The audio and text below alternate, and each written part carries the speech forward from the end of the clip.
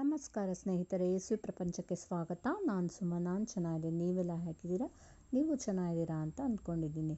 ನಾನಿವತ್ತು ನಿಮಗೆ ಮೆಂತ್ಯ ಸೊಪ್ಪು ಮತ್ತು ಬೇಳೆನ ಉಪಯೋಗಿಸಿ ಮಾಡೋ ಒಂದು ಅಡುಗೆ ತುಂಬಾ ಟೇಸ್ಟಿಯಾಗಿರುತ್ತೆ. ಅನ್ನ ಮತ್ತು ಚಪಾತಿ ಎರಡಕ್ಕೂ ಮ್ಯಾಚ್ ಆಗುವಂಥ ಒಂದು ಅಡುಗೆನ ಹೇಳ್ಕೊಡ್ತೀನಿ.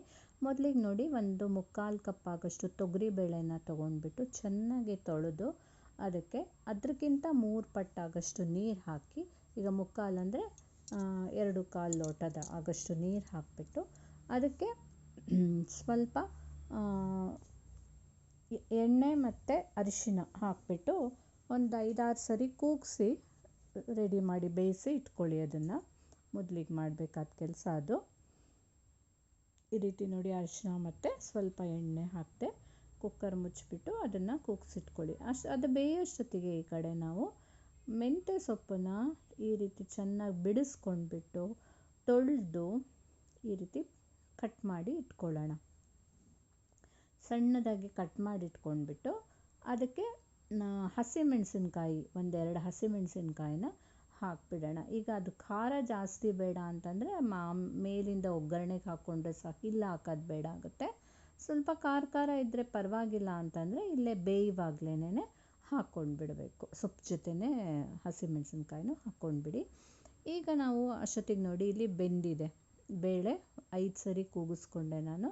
ಅದಕ್ಕೇ ಈ ಸೊಪ್ಪು ಹಾಕಿಬಿಟ್ಟು ಇನ್ನೊಂದು ಸರಿ ಕೂಗಿಸ್ಕೊಂಡ್ಬಿಟ್ರೆ ಒಂದೇ ಸರಿ ಎಲ್ಲ ಒಟ್ಟಿಗೆ ಬೆಂದಂಗೆ ಆಗುತ್ತೆ. ಅದಕ್ಕೋಸ್ಕರ ಅದಕ್ಕೇ ಬೆಂದಿರೋ ಬೇಳೆಗೇನೆ ಮತ್ತೆ ಸೊಪ್ಪು ಹಾಕಿಬಿಟ್ಟು ಇನ್ನೊಂದು ಸರಿ ಕೂಗಿಸ್ಕೊಳ್ತೀನಿ ನಾನು.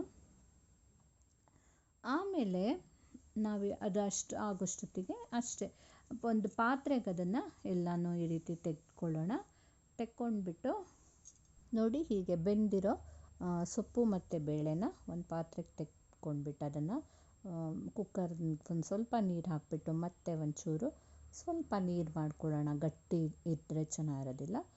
ಹೀಗೆ ಮಾಡಿ ಈ ಹದಕ್ಕೆ ಮಾಡ್ಕೊಂಡ್ಬಿಟ್ಟು ಒಲೆ ಮೇಲೆ ಇಟ್ಕೊಂಡ್ಬಿಟ್ಟು ಮತ್ತೆ ಅದನ್ನು ಒಂದು ಸ್ವಲ್ಪ ಕುದಿಸ್ಕೊಳ್ಬೇಕಾಗತ್ತೆ. ಆಗ ಒಲೆ ಮೇಲೆ ಇಟ್ಟಾಗ ನಾವು ಅದಕ್ಕೆ ಇನ್ನೇನೇನು ಬೇಕು, ಖಾರ ಮಾತ್ರ ಹಾಕಿದ್ವಿ, ಹಾಗಾಗಿ ಉಪ್ಪು ಮತ್ತು 1/2 ಚಮಚ ಬೆಲ್ಲ, ಅದೇ ಎರಡನ್ನೂ ಹಾಕಿಬಿಟ್ಟು ಒಂದು ಕುದಿ ಬರಿಸಿ. ನೋಡಿ, ಬೆಲ್ಲ ಹಾಕಿದೆ. ಮೇಲಿಂದ ಒಗ್ಗರಣೆ ಕೊಟ್ಕೊಳ್ಬೇಕು. ಒಗ್ಗರಣೆಗೆ ಸಾಸಿವೆ, ಜೀರಿಗೆ, ಶುಂಠಿ ಮತ್ತು ಕರಿಬೇವಿನ ಸೊಪ್ಪು, ಇಂಗು ಇಷ್ಟು ಇರಬೇಕು. ಅದರದ್ದೊಂದು ಒಗ್ಗರಣೆ ಮಾಡಿಕೊಳ್ಬೇಕು. ನೋಡಿ, ಒಗ್ಗರಣೆ ಮಾಡಿ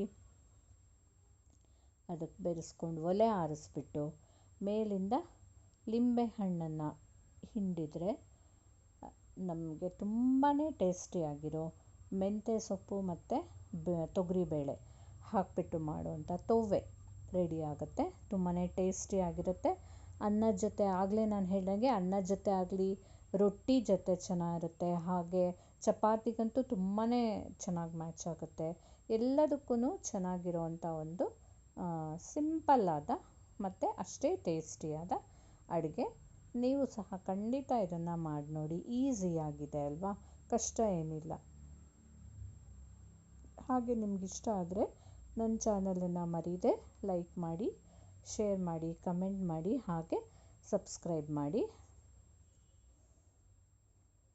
ನೋಡಿ, ಎಷ್ಟು ಟೇಸ್ಟಿಯಾಗಿ ಅಷ್ಟು ಕಲರ್ಫುಲ್ಲಾಗಿ ಕಾಣಿಸ್ತಾ ಇದೆ. Thank you.